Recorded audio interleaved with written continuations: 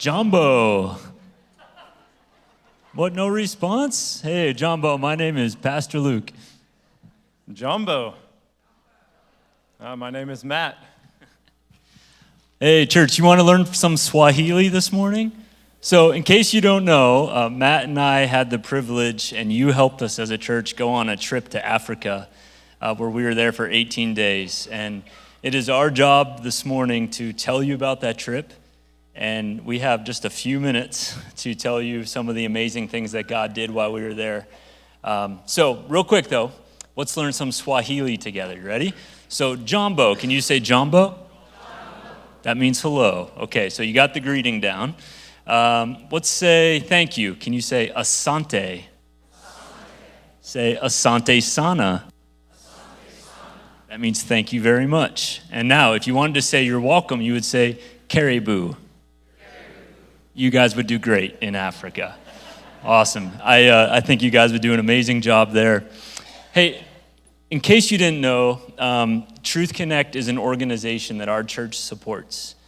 You guys would probably recognize Dr. Don Schreier. He's the president of Truth Connect. And our missions team support Truth Connect and what they're doing. And the mission of Truth Connect is to encourage and equip leaders to be disciple makers where they live. And they primarily do that through leadership training conferences. So that's what Matt and I had an opportunity to be a part of over a little over 2 weeks as we got to go to Kenya. It was an amazing time. We went with a pretty special team. We have a picture here. That picture on your left, all the way on the right, is Dr. Don Schreier. Many of you would recognize him. He preaches here from time to time. He was our interim pastor a few years ago. He's a mentor of mine. I really respect him. And I'm thankful to see with my own eyes what he gets to do around the world. And then there in the middle, next to myself and Matt, is Pastor Simba. Some of you guys would recognize him too. Our church supports him through Truth Connect, and he's been here sharing his story. If he's here, you definitely would know he's here.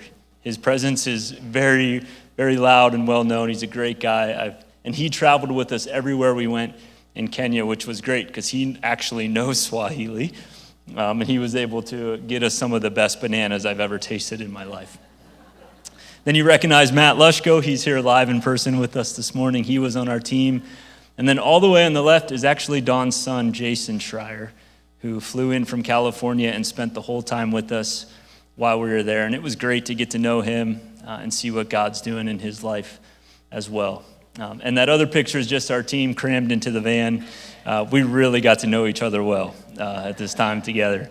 But we were so thankful because you guys sent us, you prayed for us, and I'll tell you what, the prayers worked because we had no major hiccups while we were there, and we got to see God do some incredible things while we were in Africa. Life-changing for sure, and we hope to just give you a glimpse and bring you along because you guys were there in spirit with us for sure. So, like I said, Truth Connect often goes on to these trips and puts on leadership training conferences. Here in America, we have, I'm going to set this down, it jingles every time I move. Here in America, we have so many opportunities for education, and we have choices to go and learn about what it means to be a leader, especially a Christ-centered leader, but that's not often the case where Dr. Don goes with Truth Connect. So we did 3 leadership training conferences while we were there, and people from all over came to come and learn and what it meant to just be a leader in God's church. So it was a privilege to be a part of that. So 3 leadership training conferences. We did a lot more than that too. We'll share some of that with you.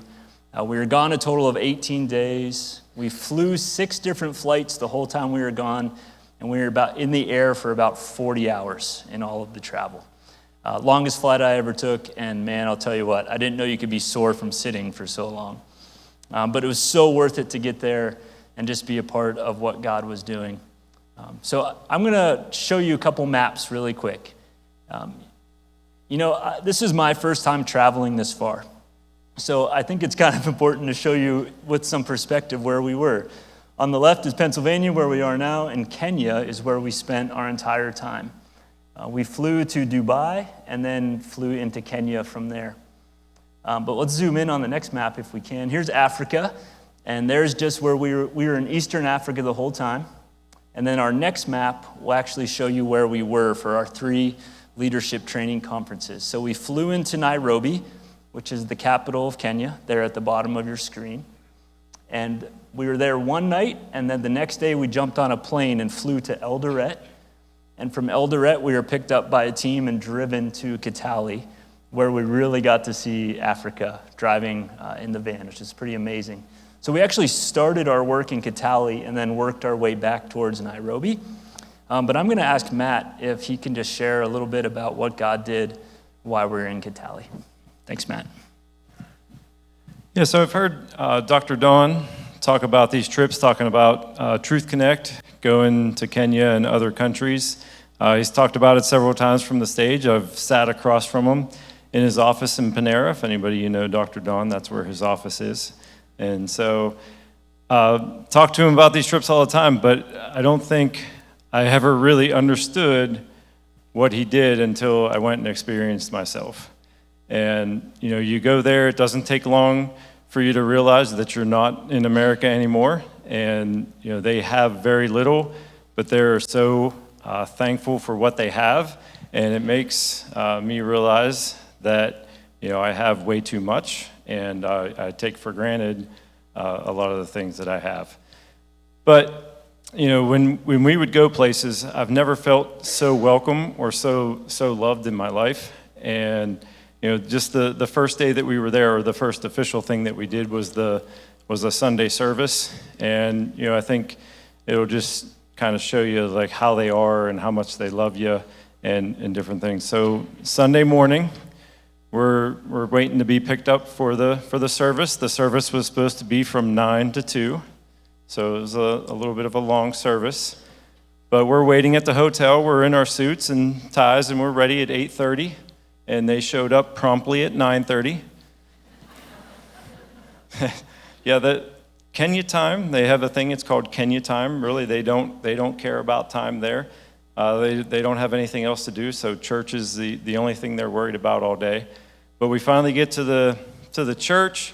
We show up in the van, and there's a team of people there to greet us. They grab our stuff. They walk us into the church.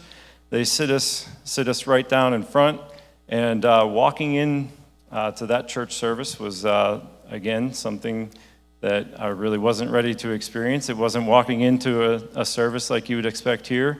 I mean, it was clear. We showed up at 9:30, but it was clear that they had been there maybe for an hour or two, just singing and celebrating. So we were walking in to a celebration. They put us right up front, and they do have a little TV that says Pastor Luke is ministering soon. And what they mean by that is it could be 10 minutes, it could be a half hour. So we were waiting for Pastor Luke to go up, and I'll be honest, because one of the things that I was worried about when I was going there was speaking through an interpreter. So I was so thankful that Pastor Luke got the privilege of going first and working with an interpreter, but he did an amazing job with that. You guys would be proud of him. He did amazing. And then the service just continues. Dr. Don, they went to worship, and Dr. Don gave a message after that. And when 2 o'clock rolled around, it was clear that they weren't finished yet. And so they worshiped and praised some more, had some other speakers. And I think we got back to the hotel, 4:30, 5 o'clock. So, yeah, a little bit longer service than what we're used to, but it was amazing the whole time. I love worshiping with them. I didn't understand what they were saying, but I understood the message. And we do have a video of them.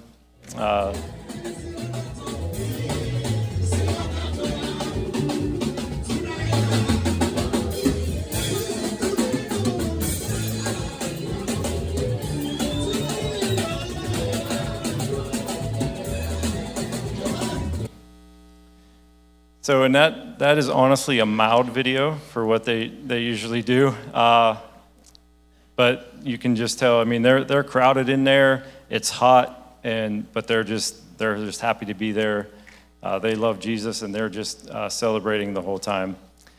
And then the next 3 days, we were putting on one of the conferences. And again, pastors showed up from all over, talked to a couple pastors in the break, and they came from like 2 hours away, and there's no cars there. So I get the picture that they walked for 2 hours to come to this conference and listen to Dr. Dawn and Luke and I just teach them. And they were so eager and so willing to learn. And it's amazing to see what Don Schreier has done for, I think, 12 years there, and just going over there and teaching them.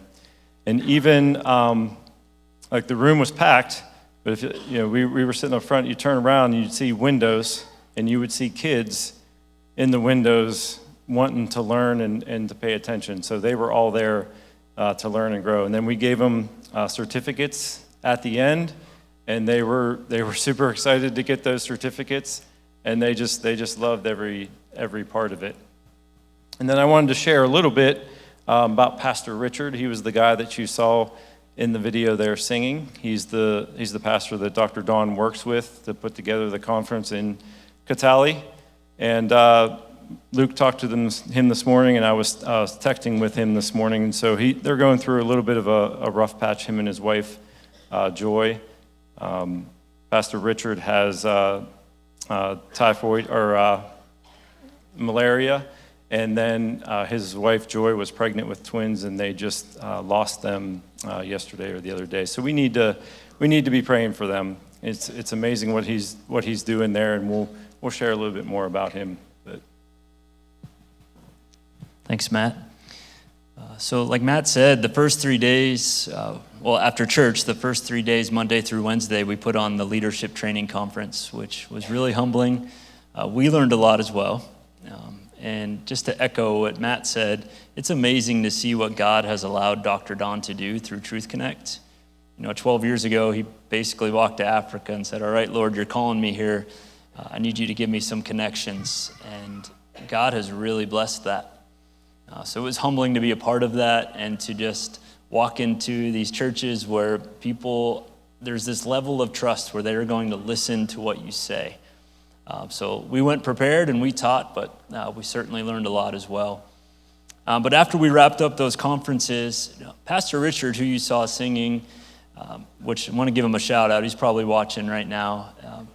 He has become an instant friend for both of us. And all his crew that works with him, we call them the Kitale boys, but they are amazing people, and they just have a heart for the Lord. Jesus washed feet, and he taught us to do the same, to be servants, and Richard and his team are absolutely that. They take that call seriously. Thursday morning, we got to go see some street boys, which is 2 pictures ahead, I think, if we can show that. This is where Richard grew up. He grew up on the street without a home, without parents, and God called him out of that. So he has a big heart for going and ministering to these street boys. So Thursday morning, we woke up early and we went there, and we went to share Jesus with them. And they're just sitting on a railroad track right in the middle of the field, and I'd say there was close to 100 of them that either sleep right there in those fields or sleep on the streets of downtown Kitale. And because Richard was here once and God has changed his life, he goes weekly with his team faithfully to just love on these boys. Actually, while we were there, one of these boys passed away, and the police call Richard because they don't have any family. And Richard goes and identifies the body and gives them a funeral service. He's their dad, their spiritual father. And it was really humbling to be a part of that and to pray over them. And boys came forward to give their lives to Jesus. We were able to give them bread and milk while we were there. But one of the things that stood out to me the most is one of the young boys, my guess is he's 5 or 6 years old. After I gave all my milk away, I had an empty box, and he asked if he could have it. And I was just going to throw it away, but that was going to be his bed and his blanket for the night. And he was so excited to have these 2 little boxes. I should have brought the picture, just didn't have the space to show everything. But I'm just so proud of my brother Richard and his team that they do this faithfully. It's easy to swoop in, I think, and to do things every once in a while, but they are on the regular there caring for these boys. And they really bring the challenge of the Word of God to life, to care for the voiceless and the people who don't have any help. I'll show you a picture of the prison too. We were able to go in both the Kitale women's and men's prison while we were there, all because we were with Richard. Richard's famous in Kenya. He's a musician, and he has some really popular songs. So when he takes us into these prisons, he gets the prisoners riled up. He has a great time. He sings songs. They're all dancing. Of course, they had Matt and I dancing too. We looked so terrible. But I'll teach you some dance moves that I learned later on. But it was really humbling. You know, one of the things that stood out to me in the women's prison is if the women have children, the children are there with them if there's nobody else to take care of them. So there was a mom nursing her child there. We're able to pray over that woman. She's in prison for life. So I don't really know what that means for the kids. But we were able to be there and share Jesus with them. And Pastor Simba gave a great message of hope. We're praying over them, and we gave them bread and milk as well. Then Richard took us over to the men's prison, and there's over 1,600 guys that live in a pretty tight area. And we're there, you can see us preaching to, I don't know, maybe close to 1,000 of them there. But again, I think it was 45 men came forward and gave their lives to Christ. So it's just humbling and overwhelming in a good way to be a part of that. And to see Richard's consistency with his team to show up and show up and show up again is the only reason we were able to be there. So it makes me really proud of him. And I want to show you the next picture of Richard. I think you guys know that discipleship is near and dear to my heart. And one of the tools we use at our church is a book called Discipleship Essentials. And so I was able to put 3 of those books in Richard's hands. And we're going to be in a discipleship relationship with each other. We're just going to do it over Zoom. Obviously, I can't fly to Kenya once a week to do that. I wish I could, but I'm just so excited about that. And I don't know, but can you just see the joy of the Lord coming out of Richard there? He's such a great guy. And before I move on to the next town, I just want to share one more thing. Over the last year or so, you guys have heard me talking about my desire to fight against human trafficking, and some of you guys are on that team and are saying, what are we doing?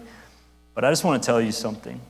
Where Richard and his wife Joy live, Truth Connect has helped build them a home and an orphanage where they take care of about 25 kids who, if they weren't in that orphanage, those kids would probably be in some pretty terrible circumstances.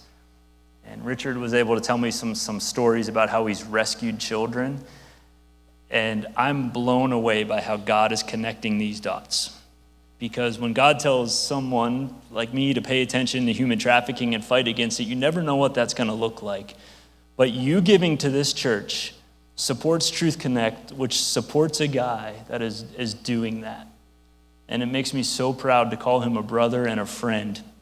Because when we were in his home, those kids came into his living room, and Richard and Joy are showing them Jesus and giving them a hope that they wouldn't have anywhere else. And I don't want to think about where they would be if God didn't allow Richard to show up in their lives. So like Matt said, we need to be praying for them, praying for all these guys. We'll do that before we end our time together. But that was just a nutshell of what we got to do in Kitale. From Kitale, we jumped back in the van and we drove to Eldoret, which was a couple-hour drive south of there.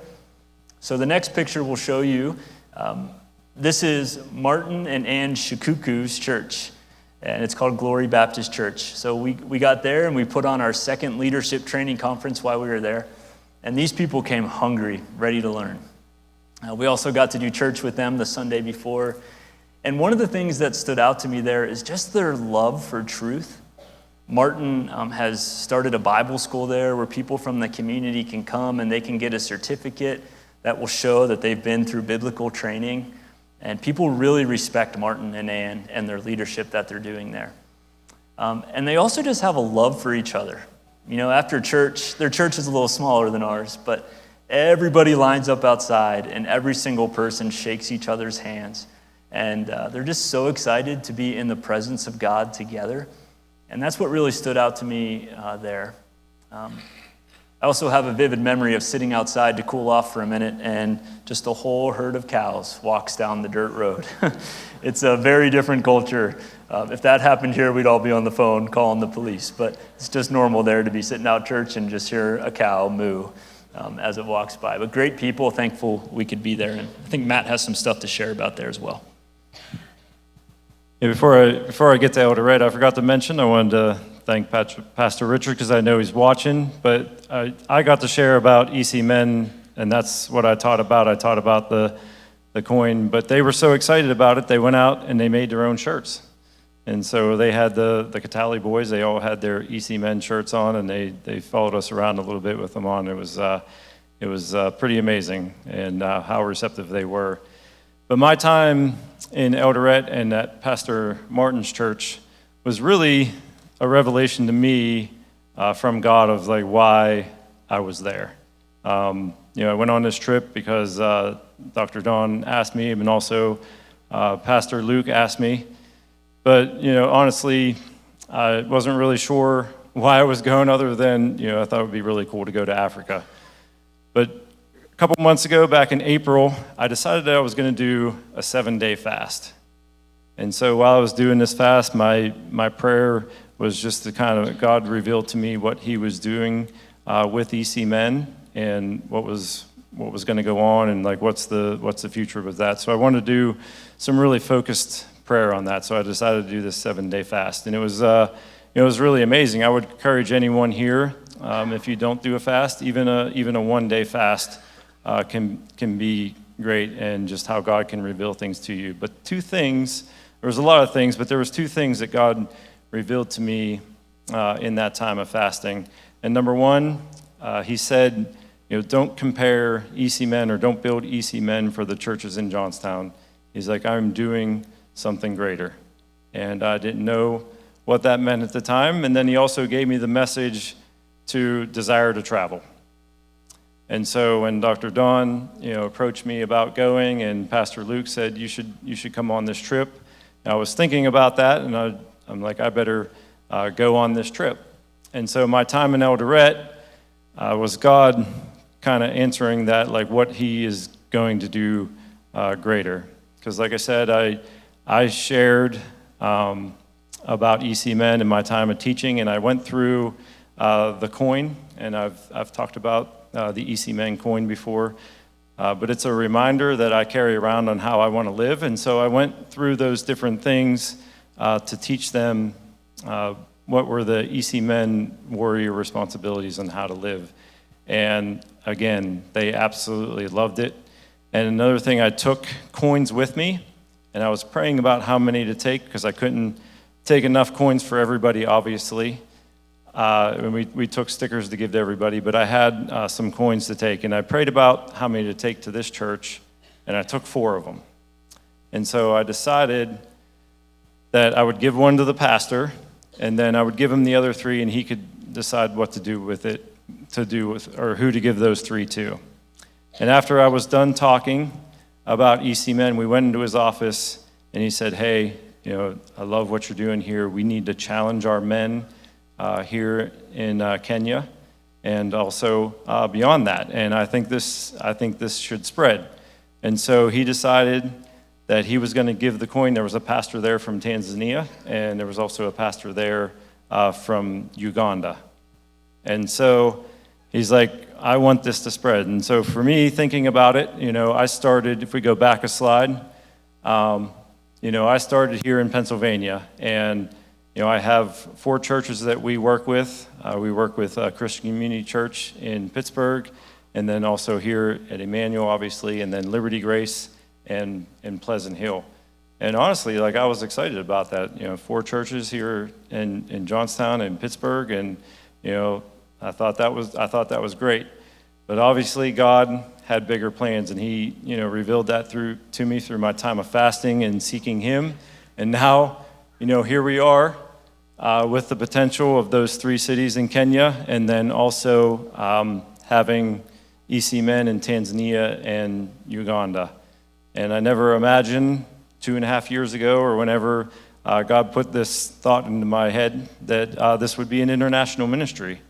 But that's what God can do, and that's God can take a thought, and he can grow it. And so now I got to have faith enough to trust God. They want me to go back already. They've already asked me to go back and put on a men's conference there, and I've been invited for Men's Week and different things there. But again, it's like got to have faith that God will pay for all that and provide for everything that I need to do all that. And so trust in God. But, it's amazing to see, when you step forward and seek God, what he does with those things. Thanks, Matt. And Matt didn't get a chance to show you, but can we show the picture of Matt? Yeah, that's Pastor Martin and in Eldoret, and that's one of the gentlemen. I can't remember from Uganda or Tanzania, but that's Matt presenting the coin to them for EC Men. So that's really exciting. If you're a part of Everyday Christian Men here, or pray for his ministry, start praying for Africa too, because they're there. It's pretty cool. So after Eldoret, we were running late. So we got in our van, and I've never seen Pastor Martin drive so fast. But we made it to the airport with a few minutes to spare, and we flew back to Nairobi, where we started our journey.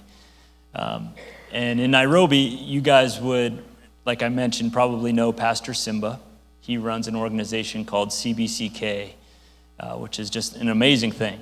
And, I thought CBCK had been there for a lot of years, but they've been there since 2018. So it's about 6.5 years. And what God has allowed Simba to do in those 6 years is absolutely incredible. If we can show you the picture, I know we were there. We saw this with our own eyes. So these pictures are easy for us to see. But that picture on the right is the community center where Pastor Simba leads.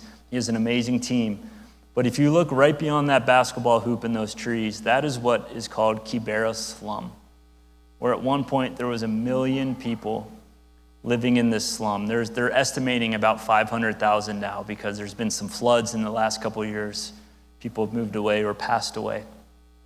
But we had the opportunity to do another leadership training conference there for 2 days, and it was great.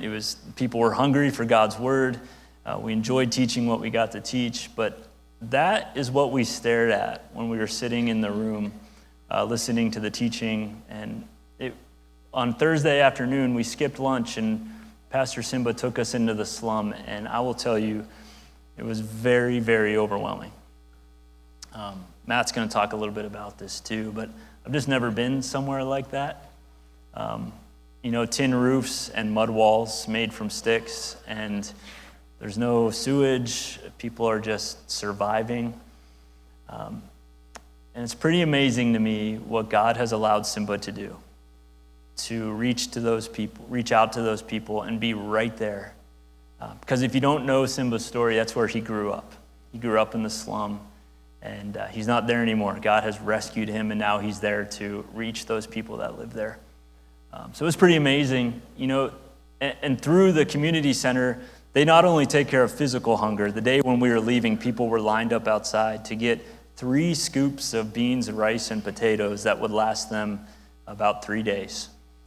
But they're there, and they're feeding the people, but they're also showing them Jesus. They're giving them real food that will last to eternity. So I'm blown away by what Simba does, and thankful that I can call him a brother and a friend.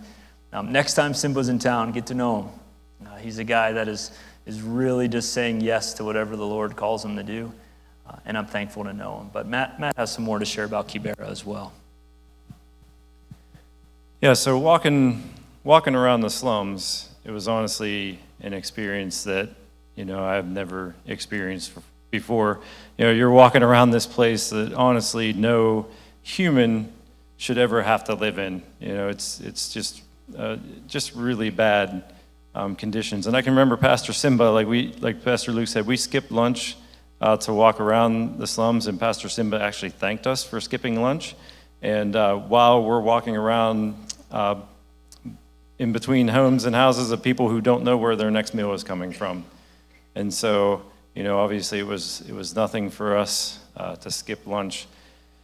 But there was, at one point in time during the trip, because I knew Pastor Simba had lived there and made it out, I asked him, what was it that made you realize that you could make it out of the slums?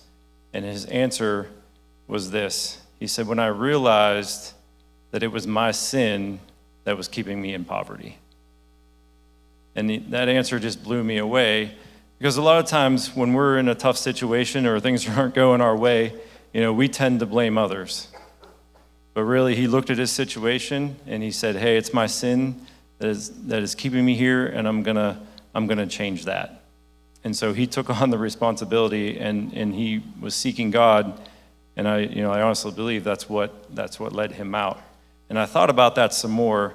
I thought about my own life, and just the things that I do. It's like sometimes we hold on to sin, and we hold on to the world so tightly that we can't receive what God has for us. Like he has so much more for us, but we're so busy holding on to that sin and holding on to those things in culture that we can't receive what God has for us. And so I was thinking about my time there in Africa and in Kenya, and just thinking about each city that we went to.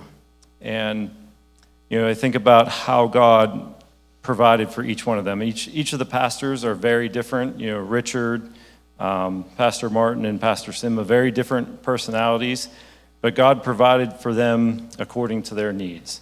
So if you look at Pastor Richard, man, I've never met anyone that loves the Lord. He's so genuine, loves the Lord, and loves people. He goes into the streets to minister to the street kids, and he goes into the prisons. But the reason that he's able to do that is because he is famous. Like he's a very good singer. Everywhere he goes, people want to listen to him. They want to hear him. And so he's able to go into the streets and draw that crowd. He's able to go into the prison. And so you see how God provides for him. And then Pastor Martin, he is a pillar in his community. He lives right down the street from his church.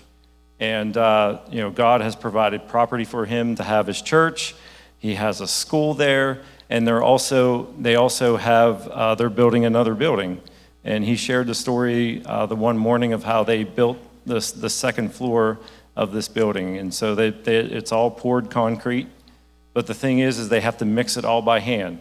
And so they had 100 guys show up at 3 a.m., and they started mixing concrete, and they worked all day to pour this floor. And so you just see how God is providing for Pastor Martin and the things that he is doing to provide for his community. And then Pastor Simba, his property, he grew up in the slums, so his property is right next to the slums, and he runs camps. He educates these kids. He feeds them. He has the basketball hoop there. So he does all kinds of programs for the people in the slums. And the one thing that really impressed me about Pastor Simba is one day he's like, I want to see the slums eliminated. And that's a huge area, so many people. And if you talk to him, and if you're sitting there talking to him, he truly believes that it's going to happen. Like he has so much faith that God is going to eliminate those slums and bring all those people out of there.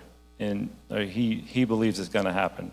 And so it really challenged my faith, to see how God provided for each of them, and just to see Pastor Simba say, the slums are going to be eliminated. And, I think about the things that God is asking me to do. And, really, I just got to step up and just trust God to do those things in my life. So as we wrap up, whenever you go on one of these trips, you go to minister. We were prepared with our teaching. But if you've ever been on a mission trip, you come back changed. And people have been asking, Luke, how was the trip? And all I know how to say is life-changing, because it really was. I miss my family dearly. Couldn't wait to give my family a hug. But while we were there, God was speaking. And, people say, what are the highlights? And it's hard. We're here in 40 minutes trying to tell you what God did in 18 days and what God is still doing there. But one of the highlights for me is I have learned to trust the power of the Spirit of God more than I ever have before. You are put in situations there where you just can't prepare for, and you have to trust God. You have to trust the Spirit to give you the words and the way to act and the way to handle yourself. And you never know who's going to come up and what conversation you're going to get into. But that's not much different than here, is it? We need to learn to trust the Spirit of God in our lives. And also a standout thing to me, the people are amazing. They will give you everything they have. They're humble, their hospitality, we have a lot to learn from them. But their faith is so strong. Matt mentioned church was 8 hours that first Sunday. And it's interesting, if Pastor John's teaching 5 minutes longer than an hour, I'm looking at my watch, right? And I know you do the same for me, so forgive me. But just their love of being together and being in the presence of God is something I've just learned that I take for granted sometimes. So get to know your family here, because we're all fighting for the same thing that Martin and Simba and Richard are fighting for in Kenya, and that's to grow heaven, to help people know Jesus and fall in love with Jesus. But I will tell you this. I'm a type A person. I plan everything. I like to know the details. I don't like to be surprised. But this trip has taught me to rely on God more than I ever have before. And I think it was the last day of our conference in Nairobi, Dr. Don was teaching. And if you ever get a chance to hear Dr. Don teach on these trips, you got to do it. God has gifted him in an amazing way. But he shared this quote from A.W. Tozer. It says, God is looking for those with whom he can do the impossible. What a pity that we plan only the things that we can do by ourselves. So, I think about Matt and what God's doing through EC Men. Matt's got to rely on the Lord to have a footprint in Uganda, Tanzania, and Kenya for EC Men. I don't think I'm done going to Africa. We made some good friends there. But just like I'm wrestling with things about what is God calling me to do that only he can do, please consider that yourself. We didn't preach this morning. We didn't teach a passage of Scripture. But if there's something you can take away from our trip, we got to go put boots on the ground and see this with our own eyes, and I'm thankful. Thank you for helping us get there. Thank you for your prayers. But if you can take anything away, take this. If God is asking you to do something, even if it's terrifying, even if it's uncomfortable. I just met a couple after church at the last service that said, life begins outside of our comfort zone. And I'm taking that with me. Like, what is it that you're saying, God, I can't do that? Like when I say, hey, I went to Africa, people go, oh, I could never go. I'm like, why? Because you might have to poop in a hole. If that's the worst thing that happens, sorry. I told myself I wouldn't talk about poop. I can't help it. I'm a boy at heart, right? But what is God calling you to do that you have to depend on him to do? I taught on the Sermon on the Mount when we were there, Jesus-centered leadership principles from Jesus' sermon. And Jesus starts his sermon by saying, blessed are the poor in spirit. Meaning, blessed are the people who depend on God with their lives. And I think one of the greatest things I'm being challenged with is because we're in a culture of prosperity, is we only do things that we plan. We only do things that make our life more comfortable. Not always, right? Many of you are doing things that I'm so proud of. But that's my challenge to myself, and it's my challenge to you, is let God do the impossible through you, because God can do that. The Spirit that raised Jesus Christ from the dead lives inside of you. So go. Be the light of the world. Let people know who Christ is. And if he's calling you to something scary, it's probably because he wants to grow you and do something he's never done in your life before. So can you guys stand with me? And we'll pray, and then we're going to worship the King of Kings.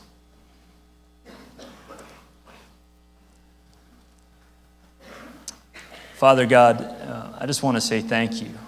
Thank you for today. Thank you for our lives. Lord, I pray that we will make our lives count for your kingdom. Lord, I know culturally we have differences and all of those things. It's not wrong because we live here. But Lord, I pray that the things we have will never distract us from what you're calling us to. God, you created us. You created this world. You know exactly what we're supposed to look like and what our lives are supposed to look like. You are sovereign and in control. So, Lord, I'm sorry for the times that we don't trust you or we don't say yes to things because we're afraid. So, Lord, I thank you for what you allowed us to see. I thank you for this church supporting us, supporting Truth Connect, because even though we left Africa, you are still doing amazing things there. But God, you're doing amazing things here. Help us join in with you. Help us to plan things that only you can do and rely on you to make them happen. Jesus, we are sinners, but you saved our lives. So Lord, I just pray we'll operate in that. I pray we won't forget.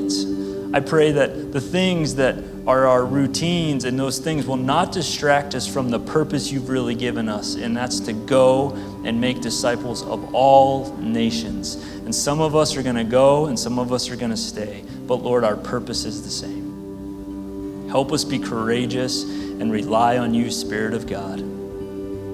Jesus, we worship you. You're the only one who deserves it. And we pray this in your mighty name.